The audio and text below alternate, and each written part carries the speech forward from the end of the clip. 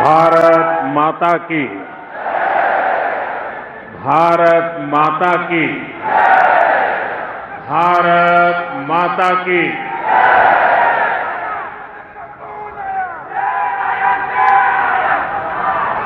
गुजरात के लोकप्रिय मुख्यमंत्री श्रीमान भूपेंद्र भाई पटेल, केंद्रीय मंत्रिमंडल के मेरे साथी CR पाटिल, राज्य के उप मुख्यमंत्री भाई हर्ष संघवी,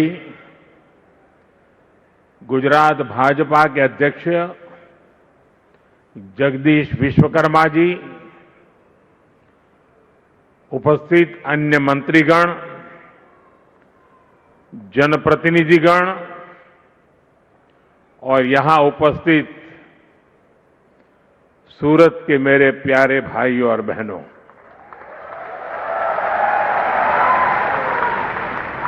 કેમ છો બધા?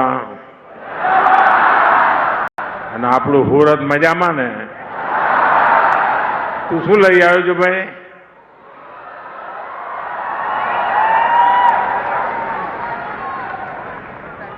ધન્યવાદ દોસ્ત, સરસ મજાનું ચિત્ર બનાવ્યું છે તે. જરા એસપીજીના લોકો આ ભાઈ કઈ ભેટ આપવા માંગે છે.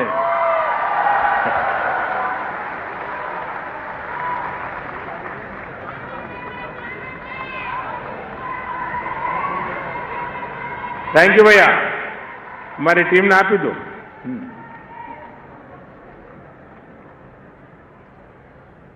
साथियों, मारी बात शुरू करूं એ પહેલા થોડા દિવસ પહેલા જ મારા એક અનન્ય સાથી, જેમની સાથે અમે વર્ષો સુધી કામ કર્યું અને જીવનની અંતિમ પળ સુધી જે સતત કાર્યરત રહ્યા, એવા કનુભાઈ માવાણીની વિદાય આદરપૂર્વક એમને અંજલિ આપું છું. એક સાથી ગુમાવ્યાનો દર્દ સ્વાભાવિક છે, પરંતુ આજે સુરતની ધરતી પર આવ્યો છું ત્યારે એમના પુણ્ય સ્મરણ સાથે મારી વાત આગળ વધારું છું. સાથીઓ, મને ઘણીવાર લાગે છે કે આ સુરત શહેર નથી, સુરત એક સ્પિરિટ છે.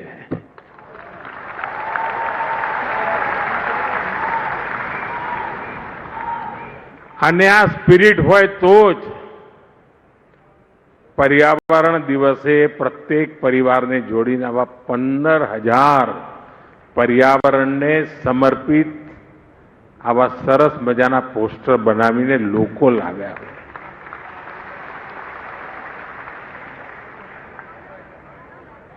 જે પરિવારના સાથીઓએ આ કામ કર્યું છે એ બધાને હું ખૂબ ખૂબ અભિનંદન આપું છું.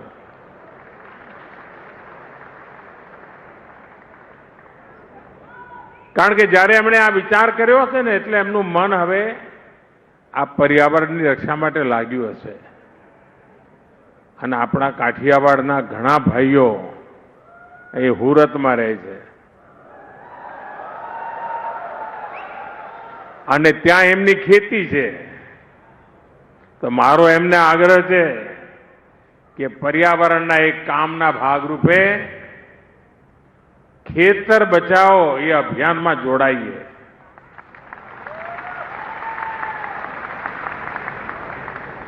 કેમિકલ ફ્રી ખેતી, આપણા બાપ દાદા જે પ્રાકૃતિક ખેતી કરતા હતા, અને હું તો સુરતના જે લોકોની જ્યાં જ્યાં ખેતી હોય બધાને મારે હકથી કહેવું છે કે આટલું મારું કામ કરજો.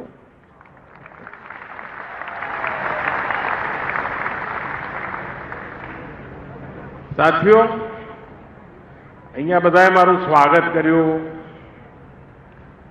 જાત જાતના સ્મૃતિ ચિહ્નો આપ્યા, ભેટ સોગાદો આપી. પણ આના કરતા પણ અણમોલ ભેટ સુરતે મને આપી છે.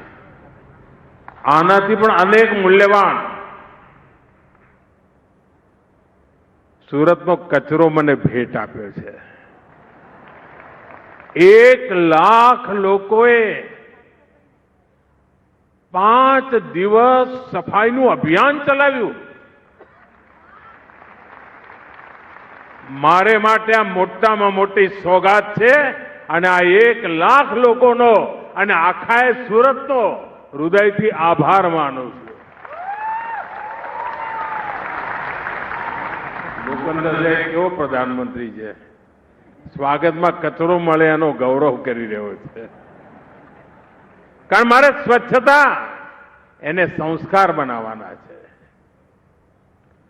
1 લાખ લોકોનું જોડાવું એટલે સુરતના 1 લાખ પરિવારોનું જોડાવું. અને આ માત્ર સ્વચ્છતાનું અભિયાન નથી, આ એક પ્રકારે સ્વસ્થ ભવિષ્ય માટેનું સંસ્કાર પર્વ છે. અને એના માટે સુરતના સૌ સાથીઓ ખૂબ ખૂબ અભિનંદનના અધિકારી છે.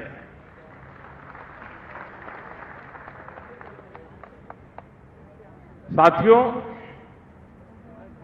स्थानीय निकायों के चुनावों के बाद मैं पहली बार गुजरात आया हूं, सूरत आया हूं. मैं सूरत से पूरे गुजरात के लोगों का वंदन करता हूं, अभिनंदन करता हूं. साथियों, 2.5 दशक से अधिक का समय हो गया है. आप हम सभी को, भाजपा को निरंतर अपना आशीर्वाद दे रहे हैं और समय के साथ ये आशीर्वाद बढ़ता ही जा रहा है.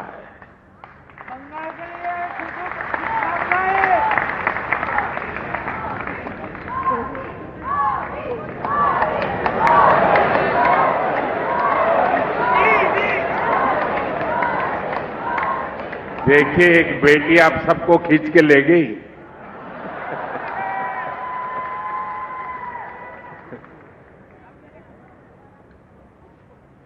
हाल ही में जिला परिषद, तहसील परिषद, नगर पालिका और महानगर पालिका के चुनाव हुए.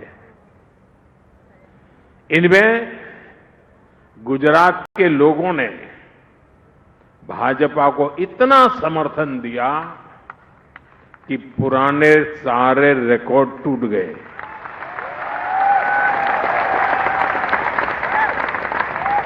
और मैं आज ज्यादा खुश इसलिए हूं कि मेरे रिकॉर्ड भी आप सबने तोड़ दिए.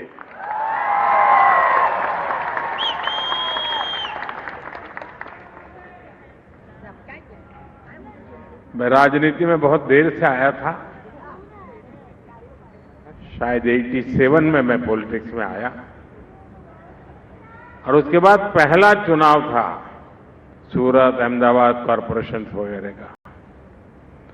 और पहले चुनाव में हमने भारी विजय प्राप्त किया और तब से लेकर आज तक ये विजय की यात्रा चल ही रही है.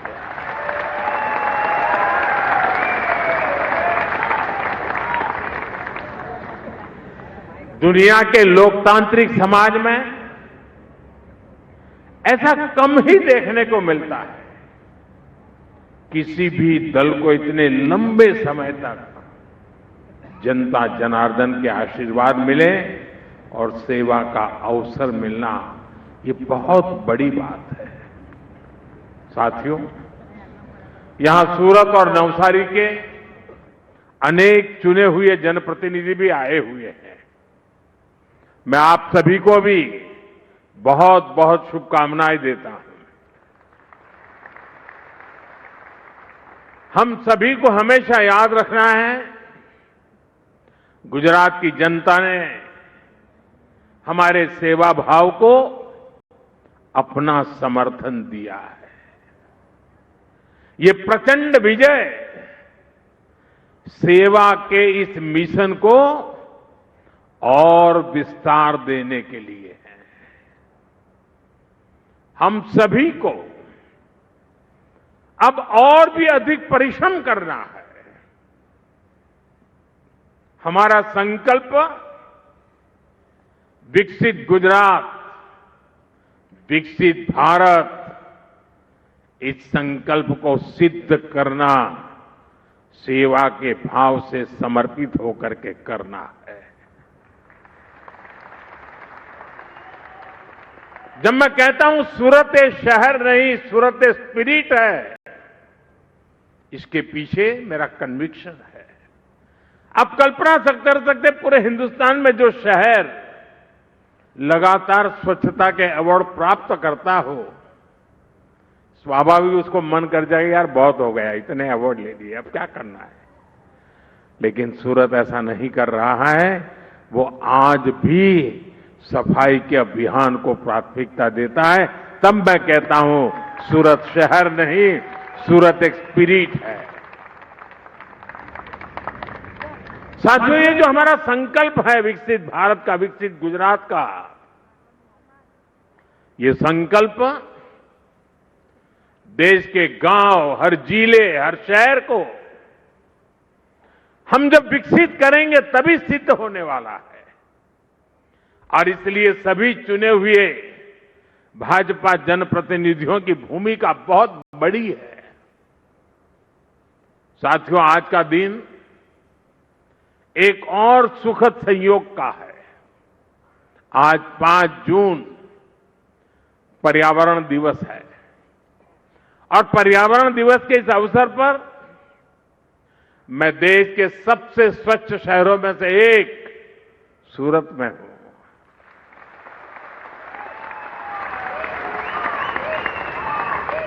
और ये कितने बड़ा गर्व का विषय है कि यही सूरत है जो कभी प्लेग जैसी महामारी से प्रभावित था और आज स्वच्छता के लिए पहचाना जाता रहा है।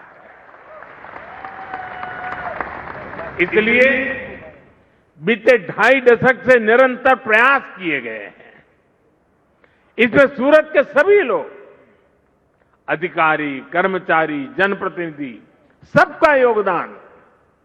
मुझे बताया गया है कि बीते कुछ दिनों में स्वच्छता के लिए विशेष अभियान भी चला है। मैं आप सभी सूरत के वासियों को, अपने देसी भाषा में सुरतीयों ने,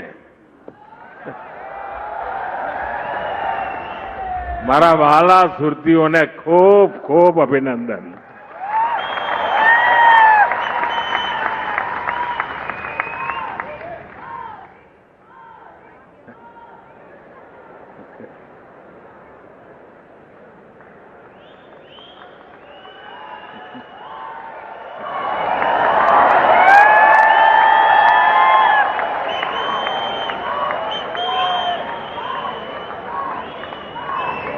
सूरत के विकास को गति देने के लिए आज यहां अनेक प्रोजेक्ट का शिलान्यास और लोकार्पण हुआ है।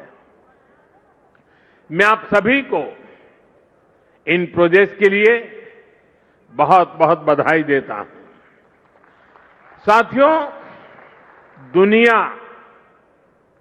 अब हरित युग की तरफ, ग्रीन फ्यूचर की तरफ बहुत ही सावधान हो चुकी है। धीरे धीरे कदम रखने का प्रयास भी कर रही है। भारत भी ग्रीन ग्रोथ पर बहुत अधिक काम कर रहा है और इसमें भी गुजरात ने बरसों पहले ही तेज कदम उठाने शुरू कर दिए थे।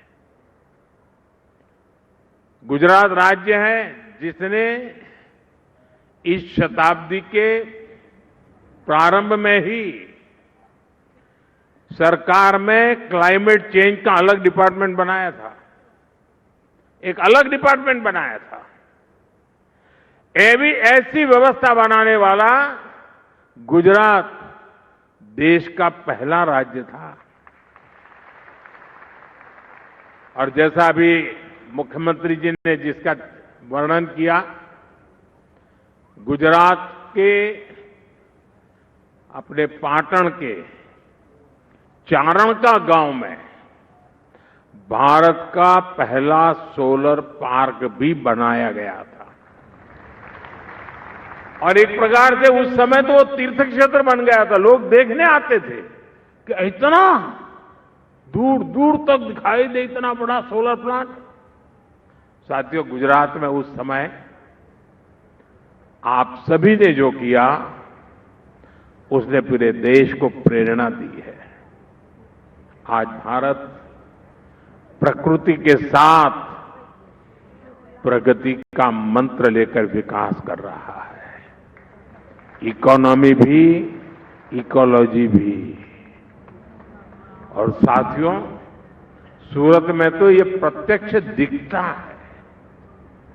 आजकल सूरत की सर्कुलर वाटर इकोनॉमी की बहुत चर्चा होती है। यहां शहर के वेस्ट वाटर को ट्रीट करके इंडस्ट्री को सप्लाई किया जाता है। इससे गंदे पानी का मैनेजमेंट भी हो जाता है और पानी से कमाई भी होती है। बीते 12 वर्षों से देश में वेस्ट टू वेल्थ का एक बहुत बड़ा जन आंदोलन चला है। ये हमारे शहरों की स्वच्छता और उन्हें ग्रीन और क्लीन बनाने में बहुत काम आ रहा है। साथियों, अब प्रयास ये है कि आने वाले कई दशकों तक सूरत के लिए पीने के पानी की पूरी व्यवस्था हो। इसके लिए तापी बराज प्रोजेक्ट स्वीकृत किया गया है।